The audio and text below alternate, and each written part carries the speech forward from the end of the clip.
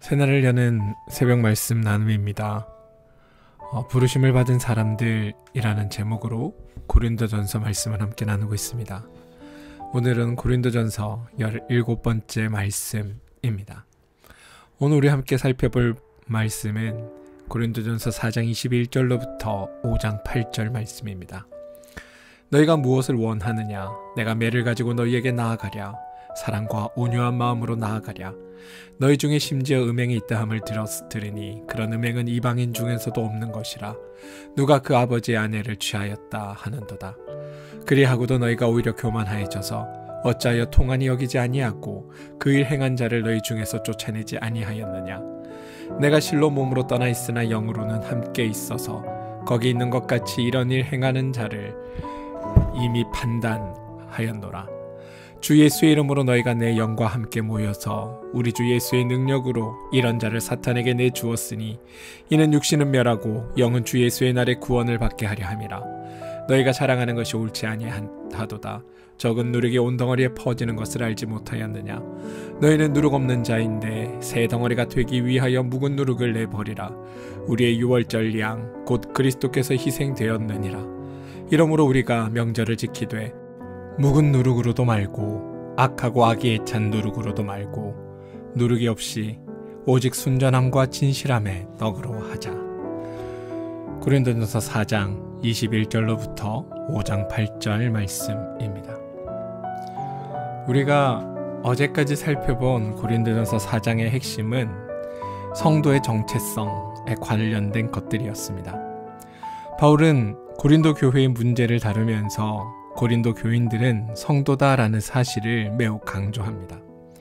바울에 따르면 성도라는 존재는 철저하게 하나님으로 말미암았다는 것, 그리고 성도는 하나님의 것을 가지고 있으며 그것을 활용하고 누리는 존재여야 한다는 것, 그게 성도에 대한 바울의 이해였습니다.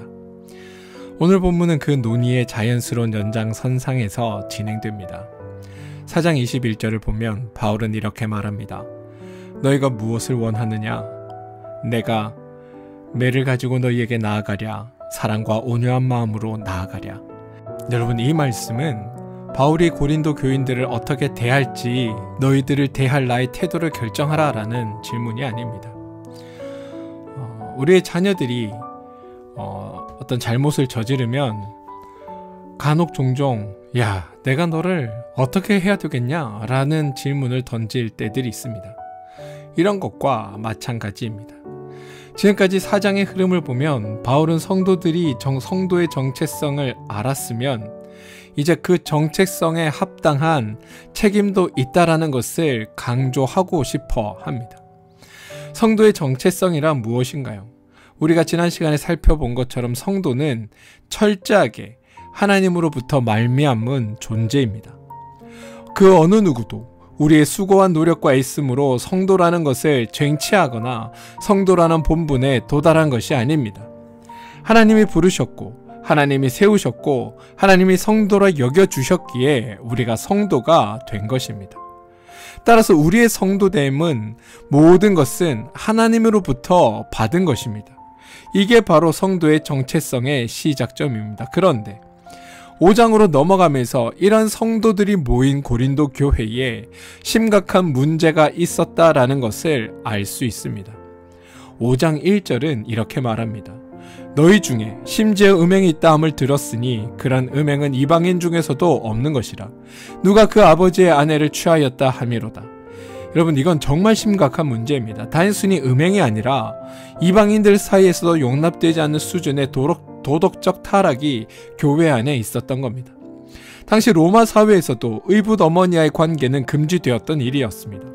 바울이 이방인 중에도 없는 것이라는 표현은 이만큼 이 문제가 매우 심각하다는 것을 강조하기 위함입니다.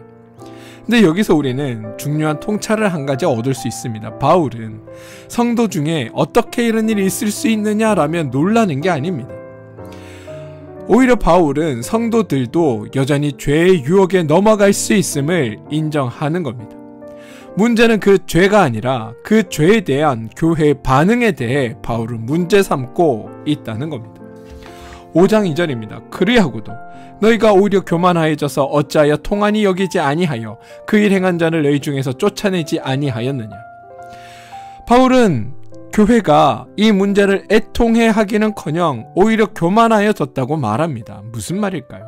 보시면 여러분, 고린도 교인들은 자신들이 성도라는 정체성은 알았습니다. 그런데 성도된 자들의 정체성에 합한 어떤 책임이 있었는데 그 책임을 무시했던 것입니다. 그들은 우리는 이미 하나님의 은혜로 성도가 되었으니 우리 중에 이런 일이 있어도 문제가 되지 않는다는 식의 잘못된 방식으로 은혜를 이해했습니다. 여러분, 바울은 4장 1절에서 성도를 그리스도의 일꾼이고 하나님의 비밀을 맡은 자라고 표현합니다. 여러분, 성도는 그리스도에 대해 관한 것을 가진 자입니다. 하나님에 관한 내용, 세상이 알지도 듣지도 깨닫지도 못한 것을 알고 있는 자가 성도입니다. 그렇다면 성도는 그것을 활용하고 적용하며 자신의 삶을 살아가야 하는 자들입니다. 그게 성도의 책임입니다. 그런데 고린도 교인들은 이러한 책임을 회피했습니다. 그런 교인들을 향해 바울은 5장 3절로부터 5절에서 자신의 처방을 내립니다. 내가 실로 몸으로는 떠나 있으나 영으로 함께 있어서 거기 있는 것 같이 이 일을 행한 자를 이미 판단하였노라. 주 예수의 이름으로 너희가 내가 또한 영으로 함께 모여서 우리 주 예수의 능력으로 이런 자를 사탄에게 내주었으니 이는 육신은 멸하고 영은 주 예수의 날에 구원을 받게 하려 함이라. 여러분, 이 말씀은 단순히 죄를 지은 자를 교회에서 쫓아내라라는 의미에서 그치는 게 아닙니다. 예수 그리스도의 십자가와 부활의 목적은 하나님의 창조로의 복원입니다. 그것을 위해서 죄로부터 용서를 받아야 했고, 그것을 예수님의 십자가와 부활을 통하여 이루어짐으로 말미암아 우리 모든 인간이 구원을 얻게 하신 것이 예수 그리스도의 목적이었습니다. 예수 그리스도로 말미암아 모든 인간이 구원을 얻는 게, 이게 하나님의 목적이었다면 바울의 목적은 그 사람, 다시 말해 죄 지은 사람의 구원에 있습니다. 그래서 바울은 다음과 같이 말하고 있는 겁니다. 이는 육신은 멸하고 영은 주 예수의 날에 구원을 받게 하려 함이라. 다시 말해 그를 정죄함으로 말미암아 그가 오히려 구원을 받게 하기 위한 행위로 그 일을 행했다라는 게 바울의 주장입니다. 여기서 육신은 그 사람의 죄된 본성, 즉 그를 죄로 이끄는 어떤 욕망을 의미합니다. 그리고 영은 그의 영적인 생명을 의미합니다. 바울은 이 사람이 교회 공동체로부터 잠시 분리됨으로 말미암아 자기가 저지른 죄를 깨닫게 되고 그 깨달은 죄를 회개하게 되고 그 회개를 통하여 궁극적으로는 그가 죄의 심판이 아니라 죄로부터 구원받기를 원했던 것, 이게 바울의 요청이었던 겁니다. 바울이 이렇게 행한 이유였다는 겁니다.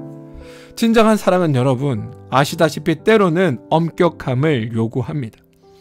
자녀를 사랑하기 때문에 자녀가 잘못한 것을 바로잡아 주는 것처럼 성도를 사랑하기 때문에 그가 저지른 죄의 문제를 그 스스로 직면하게 해야 하는 일들이 공동체 안에는 있어야 합니다. 바울은 성도들의 죄의 문제를 직면하게 하였습니다. 그래서 자신의 잘못을 스스로 되돌아보고 다시금 성도로서의 정체성을 회복하길 바랬던 겁니다. 그게 회복이 되어야 그가 하나님 안에 구원을 받을 수 있기 때문입니다. 이게 바울이 그들 가운데 내린 처방이었고 처방의 목적이었던 겁니다. 뿐만 아니라 바울은 이런 일들이 벌어진 고린도 교회의 상태를 다음과 같이 진단하며 책망합니다. 5장 6절인데요. 너희가 자랑하는 것이 옳지 아니하도다. 적은 누룩이 온 덩어리에 퍼지는 것을 알지 못하느냐. 그리고 계속해서 묵은 누룩을 내어 버리라라고 권면합니다. 누룩은 여러분 빵을 부풀게 하는 효모입니다. 아주 작은 양으로도 전체 반죽에 영향을 미칩니다.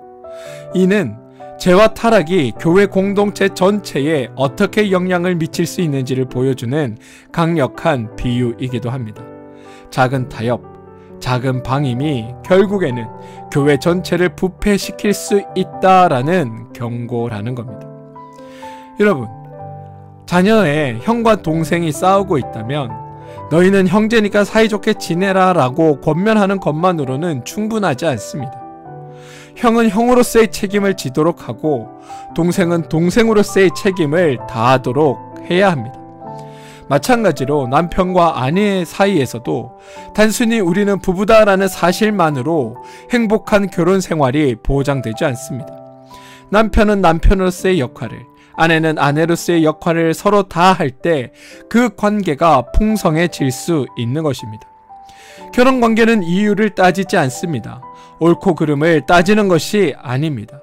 서로를 위해 사는 관계가 결혼 관계입니다.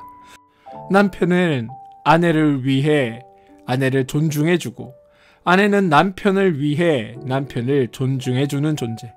서로의 정체성을 인정하고 그 정체성에 합당한 책임을 다할 때 관계가 풍성해지는 겁니다. 성도도 마찬가지입니다. 성도도 성도로서 주어진 은혜와 은총을 가지고 성도로서의 책임을 다할 때 하나님과 우리 사이의 관계가 풍성해질 수 있습니다.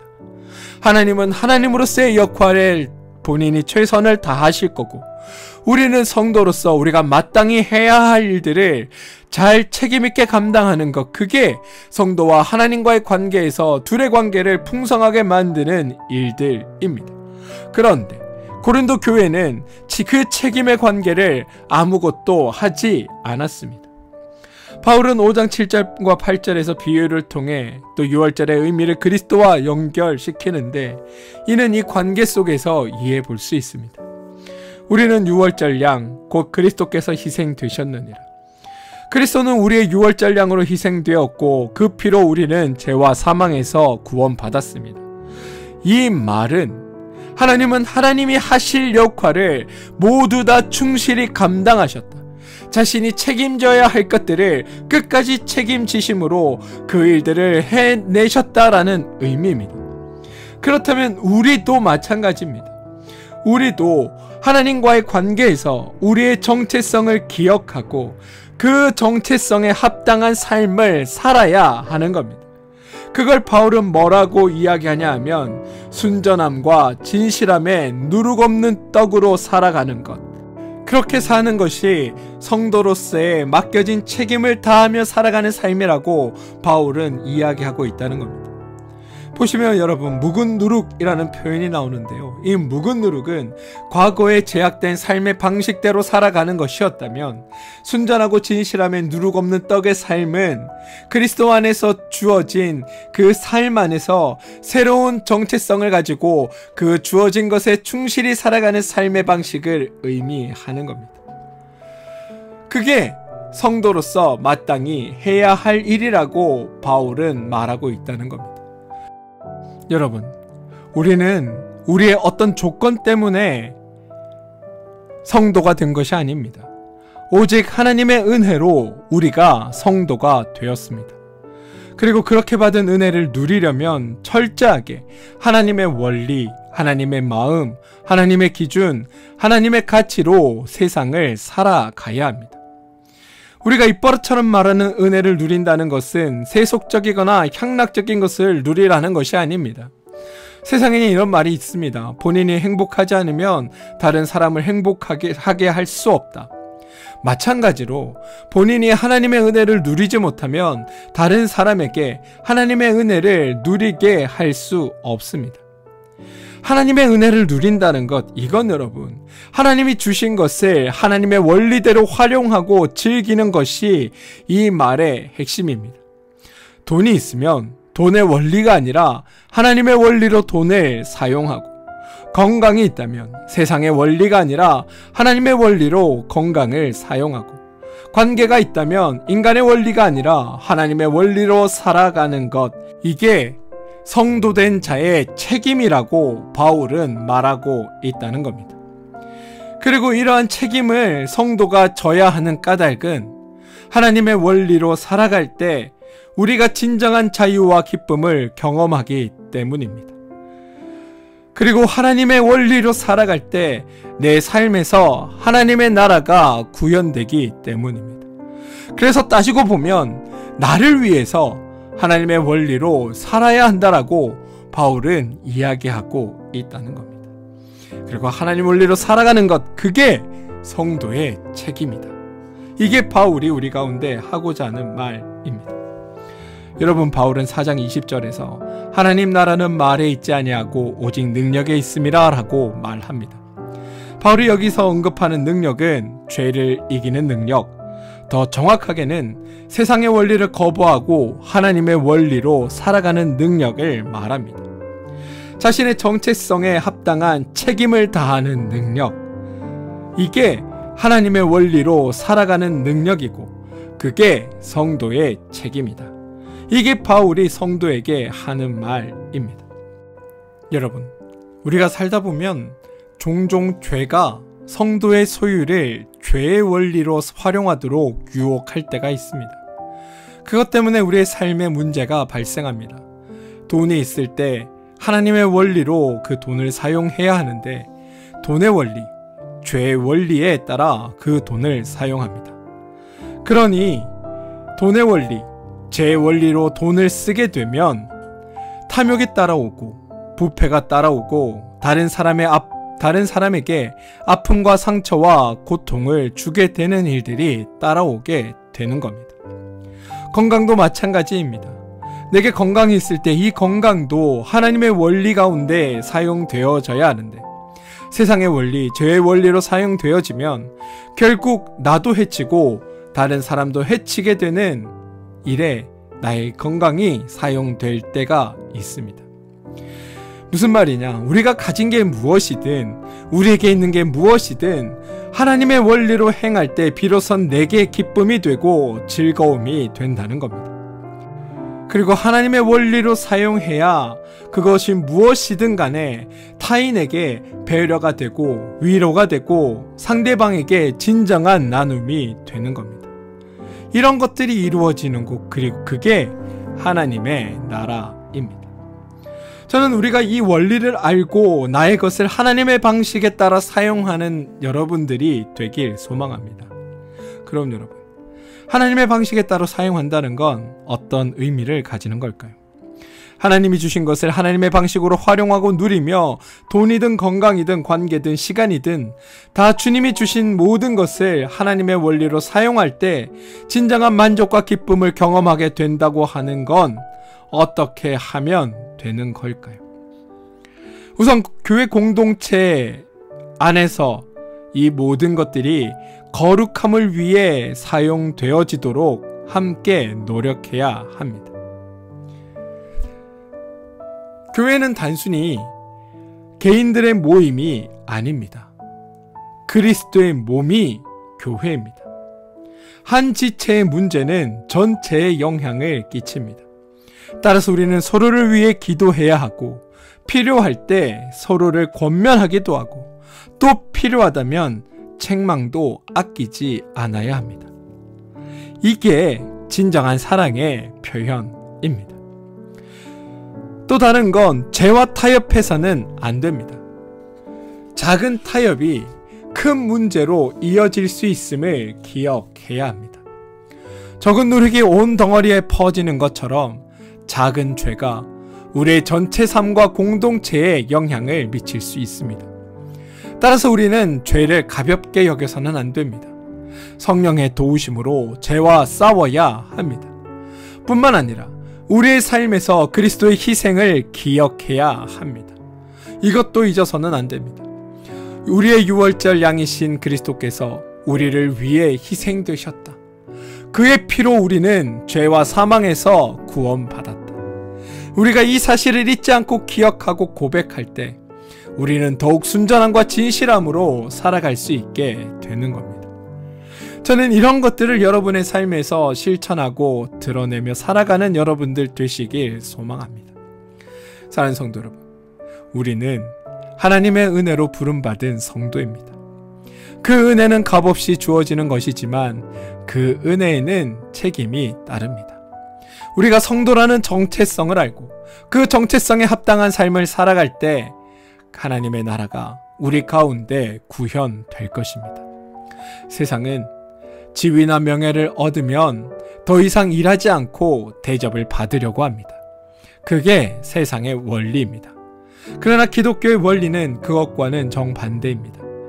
하나님께서 우리를 성도다라고 선언하셨으니 이제는 더욱 성도답게 살아가야 합니다. 그것이 바로 하나님의 은혜를 누리는 방법입니다. 기독교에는 하나님이 하시는 일이 있고 인간이 해야 할 일이 있습니다. 하나님은 하나님의 일을 잘 하셨습니다. 그리고 앞으로 잘 하실 것입니다. 자격 없는 성도들에게 하나님의 은혜를 주시는 일도 하셨고, 그들을 불러 하나님의 성도로 세워주셨고, 하나님의 모든 것을 주셨습니다. 그리고 성도로 세워진 자들을 살피고 보살피며 가장 선하고 복된 것들로 그들의 삶을 채워 가실 겁니다. 하나님은 하나님의 일을 잘 하십니다. 우리는 우리의 일을 잘 해야 합니다. 우리도 하나님과 마찬가지로 성도로서의 책임을 다해야 합니다. 성도로서의 책임을 다한다는 것, 이건 하나님이 주신 은혜를 잘 활용하여 하나님이 우리에게 이루시고 완성하신 것들을 우리의 삶에서 충만히 누리는 것, 이게 우리가 해야 할 책임입니다. 그리고 하나님의 은혜로, 하나님의 원리로 우리의 삶을 살아가는 것, 이게 하나님의 은혜로 세워진 성도의 책임입니다. 하나님의 은혜를 받을 때는 철저하게 은혜로 받고, 그 은혜를 활용할 때는 철저하게 하나님의 원리로 살아가는 것, 이게 성도된 우리의 태도여야 한다는 겁니다. 그리고 우리가 이 원리로 살아갈 때 우리는 진정한 자유와 기쁨과 행복을 누리게 될 것입니다. 사랑하는 성도 여러분, 바라기는 우리 모두가 하나님의 그 은혜 안에서 성도로서의 정체성을 바르게 알고 그 정체성에 합당한 책임 있는 삶을 살아가길 소망합니다. 그래서 하나님의 우리 가운데 이루신 일들을 온전히 누리며 기쁨과 감사로 살아가는 것, 교회 공동체 안에 있는 성도들을 나의 가족으로 사랑함으로 대하고, 또한 죄를 멀리하며 그리스도의 희생을 기억하고 살아가는 삶을 사는 것, 그게 여러분 삶 안에 풍성이 드러나길 소망합니다. 그래서 하나님의 나라가 오늘 여러분의 각자의 삶에 더욱 풍성하게 임하게 되길 주님의 이름으로 축원드립니다. 함께 기도하겠습니다. 주님, 저희를 성도로 불러주시고 귀한 은혜 베풀어 주심에 감사드립니다. 저희가 이 은혜를 단순히 받기만 하는 것이 아니라 삶 속에서 누리고 활용하는 존재들이 되게 하여 주시옵소서. 성도라는 정체성에 합당한 삶을 살아가게 하시고 하나님의 원리로 행하게 하시고 죄와 타협하지 않고 순전함과 진실함으로 살아가게 하여 주시옵소서. 그래서 저희 가운데 하나님의 나라가 임하고 하나님의 능력이 나타나게 하여 주시옵소서. 예수님의 이름으로 기도합니다. 아멘.